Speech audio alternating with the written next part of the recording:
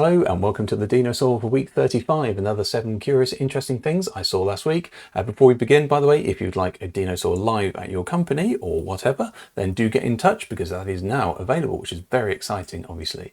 Web Roulette is the first thing. This is an app that you download. It is iOS at the moment only, and you then set all of your favorite websites, and it allows you to then just browse all of your favorite websites inside one app just by swiping left.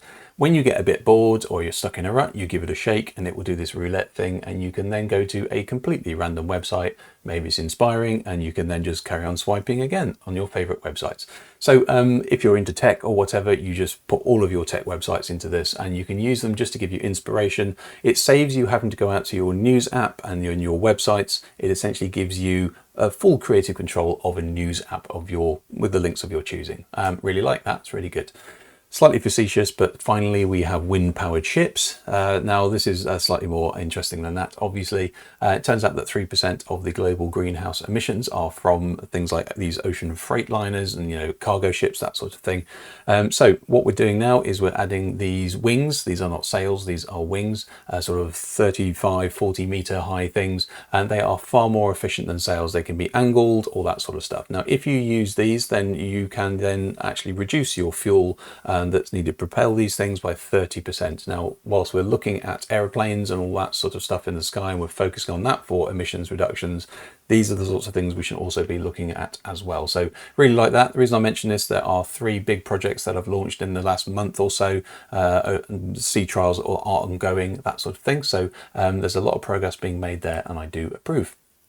This is Simulon. This is an app that isn't actually available right now, but you can sign up to the beta. Again, I think it's iOS only. However, what you're seeing here is it's using essentially augmented reality, but through your iPhone. You're using your screen just to look through the camera, and then that model that you can see in each one of these scenes is just been placed in the scene, but the rendering of the lighting is being done dynamically. So it's using the environmental lighting that the phone is detecting, and it is then re-rendering the model. And yes, it is that quality in real time. It's using Gaussian splattering, which I've had great fun researching to think, is that actually a thing? It is. It's a very efficient way of getting high quality rendering results like this.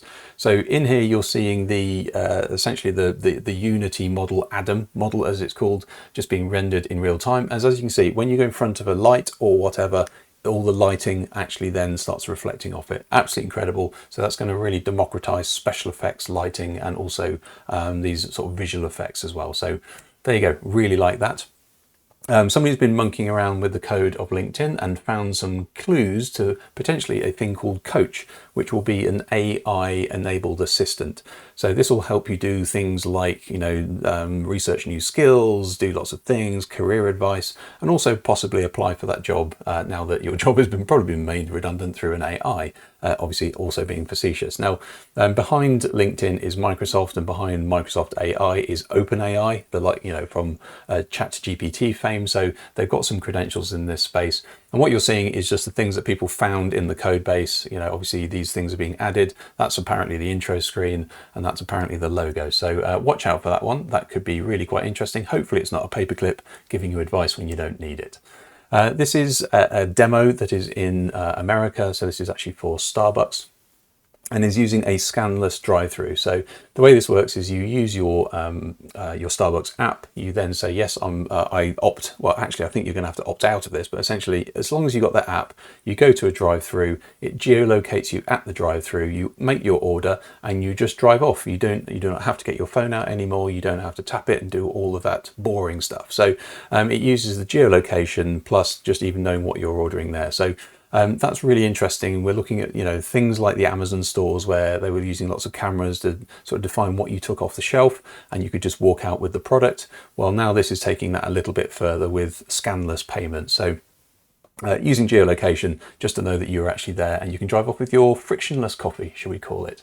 This is really exciting. I've been following these sorts of things for a couple of decades now, and we're making really good progress. And this is all really come about with the likes of neural networks, ironically.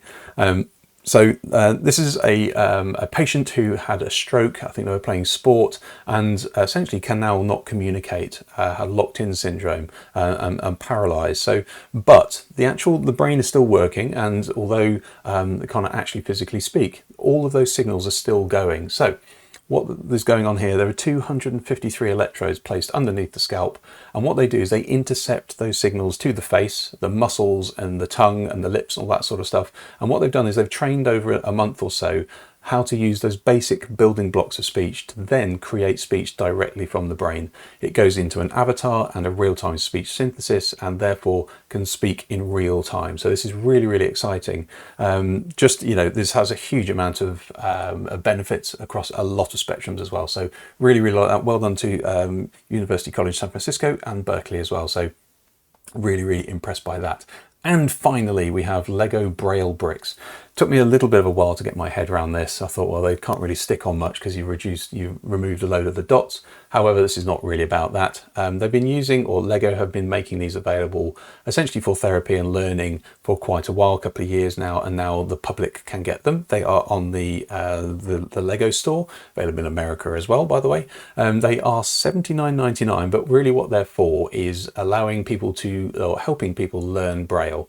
So it's just using a bit of a gimmick of the dots on the back of the Lego bricks looking a bit like Braille, and therefore you can then place them along the backing to then start spelling out words and learning Braille. So there you go. So I think it's a really interesting, brand using that to actually do some learning. So really, really like that. So hopefully that was all very interesting. As I said, if you'd like one of these live, do get in touch. But other than that, I will see you next week.